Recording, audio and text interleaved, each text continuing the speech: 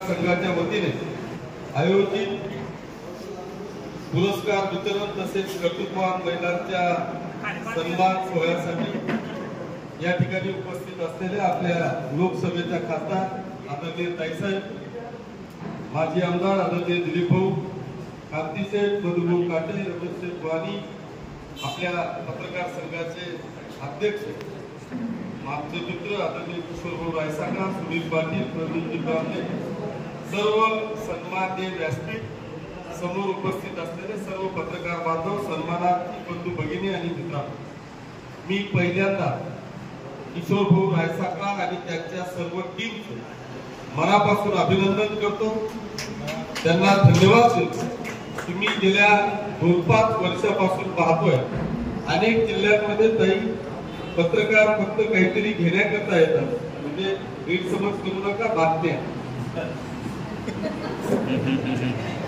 परंतु आमच्या तालुक्यात किशोर भाऊंच्या रूपाने, त्यांच्या सगळ्या टीमच्या रूपाने ते निश्चितपणे काहीतरी देण्याचा प्रयत्न करतात आणि त्यांनी आज अत्यंत कष्टकरी मोलमजुरी करणाऱ्यापासून तर आमच्या पिटी मामांपर्यंतच्या सगळ्यांचा सत्य शोध घेऊन एक अतिशय चांगल्या पद्धतीचा पुरस्कार या ठिकाणी आमच्या नागरिकांना, माता भगिनींना या ठिकाणी दिला, त्याबद्दल त्यांचे सगळ्यांचे मी मनापासून अभिनंदन करतो, त्यांना धन्यवाद देतो। बांधवांनो, आज सगळ्या पत्रकारांच्या जिल्ह्यावर, तालुक्यावर, शहरामध्ये एक चांगल्या पद्धतीच्या नियुक्त्या या ठिकाणी झालेल्या आहेत। तो खरोखर या टीमचं नेहमी कौतुक करत असतो। ही टीम एका छंदाने, छंद जोपासण्याचं काम समजून ही आपली पत्रकारिता या ठिकाणी करण्याचा प्रयत्न करतात आणि ही पत्रकारी करत असताना खरोखर कोण शाबासकी देतं याच्यापेक्षा रोज 2-4 लोक शिव्या तरी घालतात, अशी परिस्थिती पत्रकारांची असते। कारण कोणी चांगली बातमी दिली तर त्याचं कौतुक खूप कमी लोक करतात, पण एखाद्याच्या विरोधात सत्य लिहिण्याचा जर का त्याने प्रयत्न केला तर निश्चितपणे तो एक मोठा रोष त्या पत्रकाराच्या मागे येतो। हे असं असताना सुद्धा या सगळ्या गोष्टींना कुठेही भीक न घालता निर्भीडपणे आपली पत्रकारिता देऊन इथल्या असलेल्या सगळ्या पीडितांना न्याय देण्याचं काम खऱ्या अर्थाने आमचा पत्रकार बांधव करत असतो।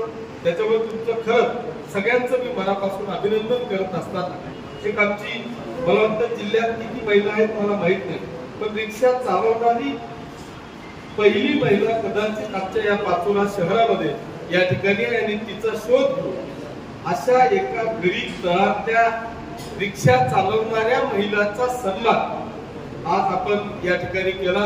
तुमचं खरोखर मी मनापासून अभिनंदन करतो।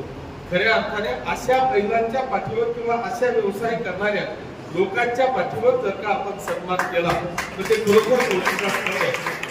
अनेक सन्मान होतात, अनेक पुरस्कार होतात, पण ते कसे मॅनेज होतात हेही मला चांगलं माहिती आहे। कारण त्या पत्रकारांना किंवा त्या सन्मानांना, त्या पुरस्काराला जर का त्या पुरस्कार कर्त्याला किंवा जो आयोजक आहे त्याच्याकडे पाहून एक चांगल्या लोकांना खूप चांगले पुरस्कार मिळतात, परंतु अशी रिक्षा चालवणारी, कष्ट करणारी, आता त्या 3 महिलांना पुरस्कार दिला, मला वाटतं अत्यंत तळागाळातल्या महिलांना या ठिकाणी पुरस्कार देऊन खऱ्या अर्थाने चांगल्या पद्धतीचा आदर्श मला वाटतं आमच्या पत्रकार बांधवांनी या ठिकाणी घातला।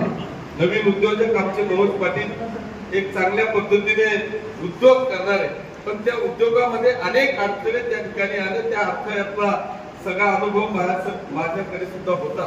ही वस्तुस्थिती आहे की आपण कुठला तरी व्यवसाय करताना तरी खरंच हा एक अत्यंत महत्वाचा विषय आपल्या राज्यातला आहे की हे उद्योग करताना जी गुजरातमध्ये परिस्थिती आहे त्याच्या उलट आपल्या राज्यामध्ये परिस्थिती आहे। गुजरातमध्ये एक खिडकी योजना आहे, तुम्ही एका ठिकाणी गेलात की तुम्हाला सगळ्या प्रकारच्या परमिशन, सगळ्या प्रकारच्या सोयी सुविधा त्या ठिकाणी उद्योजकाला मिळतात, परंतु महाराष्ट्रामध्ये अशी परिस्थिती असते की त्याच्या शेवटच्या उद्योग चालू होईपर्यंत तो इतका त्रासला जातो आणि मग त्याचा उद्योग चालू होतो। तीच परिस्थिती आमच्या मनोज भाऊंची आहे। अनेक संकटांना मात देत आज मला वाटतं सन्मानापर्यंत पोहोचले। हा असाच सन्मान आपला कायम स्वरूपी हो ही मी तुम्हाला मनपूर्वक शुभेच्छा देतो। पिटी मामांचं तर मला वाटतं आम्ही लहानपणापासून पाहतोय, आता वय कदाचित 75च्या पुढे असेल, 79 मला अजून मी तुमच्या काकू थकून गेल्या, पण मामा अजून पण तरुण आहे. मी तुमचं खरंच मनापासून अभिनंदन करतो. ही खऱ्या अर्थाने किमया तुमच्या सगळ्या आतापर्यंत केलेल्या ही पुण्याची आहे. जी काही सेवा मामांनी केली, इतका रंगीला माणूस मी माझ्या जीवनात पाहिला. खरोखर एकदम रंग म्हणजे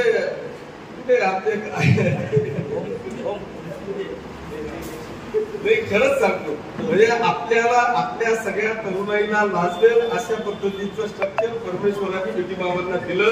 हे खरं म्हणजे आपल्या सगळ्यांचं भाग्य. त्याचा आदर्श आपण पूर्ण आहे सगळं. पूर्ण व्यवहार सगळं त्यांचं म्हणजे आम्ही आयुष्य पूर्ण पाहिलेलं आहे. म्हणजे कॉलेज जीवनापासून शालेय जीवनापासून तर आतापर्यंत एक अतिशय सुंदर असं जीवनशैली त्यांनी जगलेली. आणि अशा व्यक्तीला खरोखर एक चांगल्या व्यक्तीचा शोध घेऊन त्यांना आमच्या पत्रकार बांधवांनी पुरस्कार दिला. त्यांचंही मी मनापासून अभिनंदन करतो. 84 चाललेलं आहे. मामा आपण शतकी केल्याशिवाय राहणार नाही. परमेश्वर चरणी मी अशी प्रार्थना करतो. पुन्हा एकदा सर्व पत्रकार बांधवांचं ज्यांच्या ज्यांच्या नियुक्त्या झाल्या अशा सगळ्या पत्रकार बांधवांचं मी मनापासून अभिनंदन करतो. आणि आपल्या हातून या पत्रकारितेच्या माध्यमातून एक चांगल्या पद्धतीची समाजसेवा हो ही परमेश्वर चरणी प्रार्थना. पुन्हा एकदा सगळ्यांना शुभेच्छा. धन्यवाद. जय हिंद, जय भारत.